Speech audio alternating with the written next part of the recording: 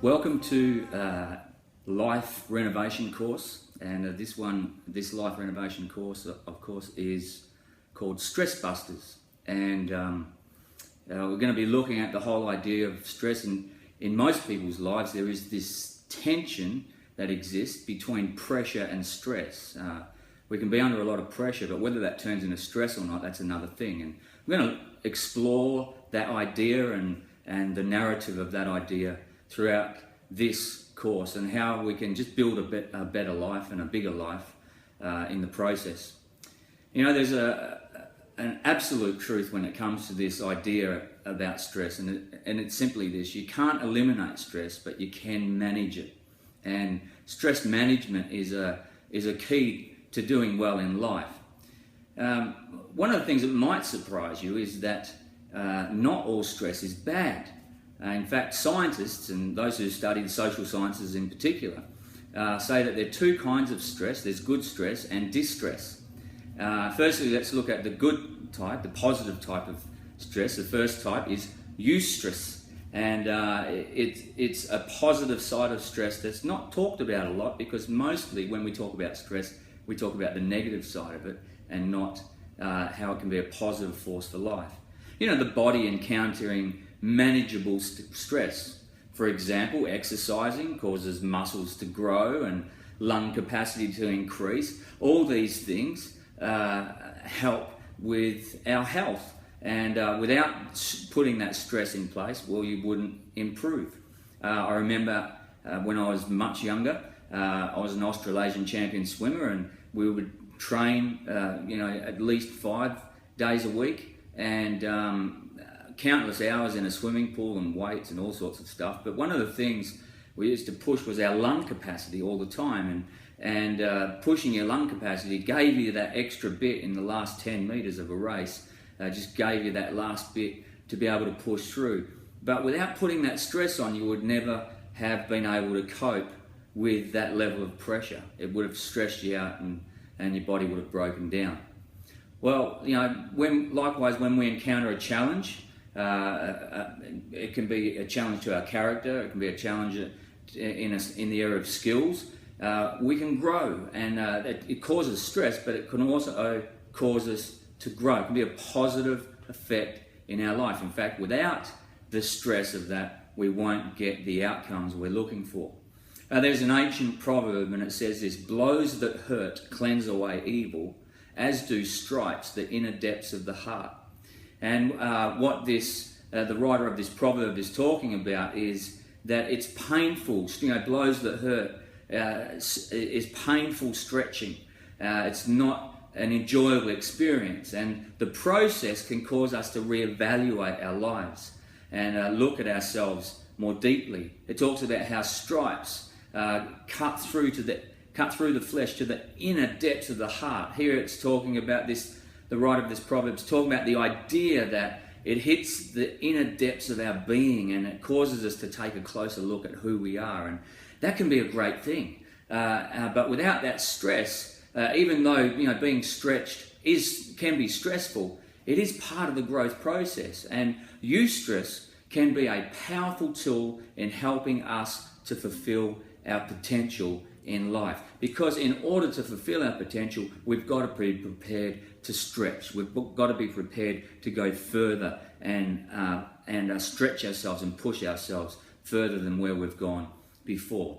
Well, the other side of stress, the one that we hear about a lot, is that negative side of stress. It's distress, and if stress causes strain, then we begin to suffer. It's not how much stress you can bear, but how you carry it that actually makes the difference. And I think it's really important that we understand that. Dr. John Tickell, who's a kind of self-management guru here in Australia, he was the pioneer of the health management clinic industry in Australia here, and he has seen life from both sides of the desk. He, being a doctor, of course, he was a medical consultant to highly pressured corporate individuals, and he used to talk to them about their lives and how to maintain balance in their lives. And then also, as a successful business person, he saw the other side of the desk. He created a a magnificent $140 million resort, the Hyatt Regency on the Sunshine Coast in Queensland, which is a phenomenal place. And so he's experienced what it is to have to deal with the negative side of stress. And after going through all these experiences, he eventually wrote a book. It's called 10 Secrets of Long Living People. And he states this, that stress is an internal phenomenon. He goes on to say, what's out there, that's called pressure. But it's not stress. What's out there, that's pressure. And we all respond to pressure differently. You can put 10 different people under the same pressure and get varying responses. It will either be a positive or negative response. The same pressure that causes one person to stretch and grow and excel can cause chronic stress in someone else. Same pressure, different response. To Kel, he says that the reason why this takes place is very simple. He says it's because the individual chooses. Simple as that. We choose it. Life experience can teach us to be anxious or to stress out. We have this thing, I talk about it a lot, this thing I call experiential associations, and how we can get caught up in things and not realize that the experience of that thing is causing immediate responses in us that we don't even realize are taking place because we've had some negative experience. I remember years ago, our first four-wheel driving experience. I took Sharon. We had a bunch of friends over, family over from overseas, and we thought, we had this four-wheel drive. We thought we'd give it a whirl. I'm not some experienced four-wheel driver. It was my first time. Didn't know what to do. And we went up to this place. It's about an hour and a half north of Perth, where I live here in Australia, and spent time up there. There's a place called Lancelin. There's these huge sand dunes up there, and you can just have a blast just driving around on the sand dunes, up and down the sides of them. Some of them are up like waves, and you can drive, literally drive up the side of these things. Just have a blast. It's almost like being on a board or all the sorts. Except in this case, we had 7 people in the car. And so we're all strapped in, and we're driving up our first sand dune, and as we got towards the top, you don't know, because even from day to day things change there. The wind blows through, erosion takes place, and you're not sure from one day to the next whether the other side of the sand dune's there or not. The wind could have come right through, completely eroded that side, and you've got a drop of 35 to 40, sometimes up to 60 foot drop on the other side of this sand dune. Well, we drove up into the first one. I thought, well, I can't find the track again. We'll just drive up a sand dune. We'll just roll in. And as I drove up onto the top of this first sand dune, I realised there's not much on the other side. And so I put the brakes on really quickly, and Sharon kind of screeched, and we all kind of had a laugh. And I just kind of backed up, and then I said, oh, it's all right. We'll just go try this second sand dune. And as we drove up on the second sand dune, it was one of those ones that had eroded, so like underneath us it was like a wave. And so we're driving up over to the top of this thing, and as I got to the top, I realised there's nothing on the other side. I put the brakes on as quickly as I could, and the whole top collapsed, and literally the vehicle fell down onto a like 65 to 70 degree angle. That little ball on the front that tells you what angle you're on, it actually spun like that, and then it stopped at around the 65 degree mark. Well, we were just hanging off this thing, and I'm contemplating, do we just drop? And like everyone's hanging out their seatbelts, and I've got everyone in this vehicle. All our kids are in the vehicle, and so we're all wondering whether which way to go. And I'm wondering, do we just drop and see what we can do? And just before we'd left, one of Sharon's aunties had told her, "You got to be careful up there, because I know someone who died. They rolled their car, and here we are hanging off the side of this sand dune." I'm sure that's the first thing that was going through Sharon's mind. She screamed, "We're gonna die!" And which I didn't think we were, but hey, we could have just tipped over. But I just, while we're all hanging there, she just wanted to run. She just wanted to get out of there.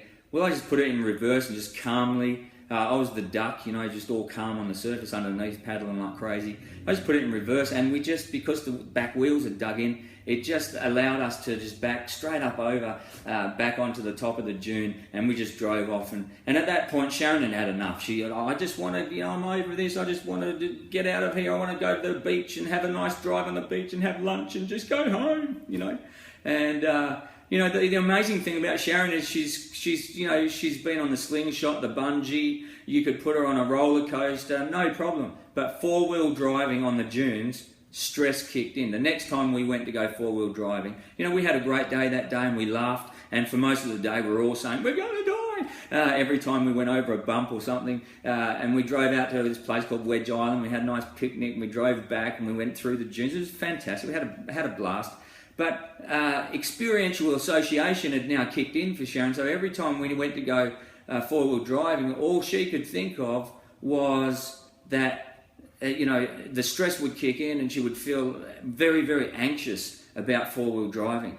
Well, the key to how to get through that, of course, is learn to change the experience from negative to positive. And so over a period of time, I managed to get Sharon back in a vehicle, and we had a great time. We were driving up and down sand dunes, and we were driving up the side and flipping off the side of them at 45 degrees. It was fantastic. And she got to go in a coach, on a trip in a coach, and they went on the sand dunes. They were going over these 35-foot sand dunes, just falling over the other side, and and she just had a blast out there. And so it changed her perception and her experience, and now that the perception was altered, the experience had been altered from negative to positive, and now she could go four-wheel driving and quite enjoy the experience again.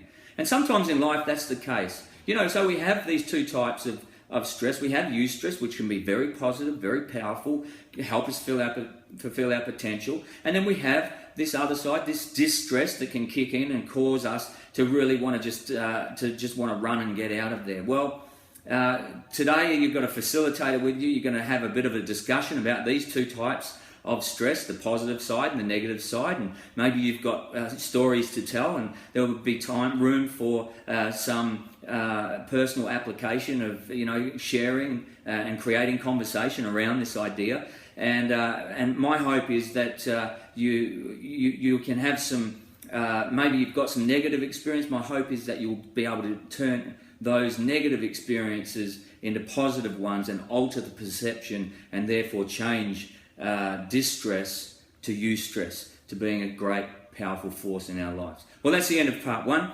Enjoy your time with your facilitator, and I'll see you again next time for Life Renovation Stress Busters Part 2.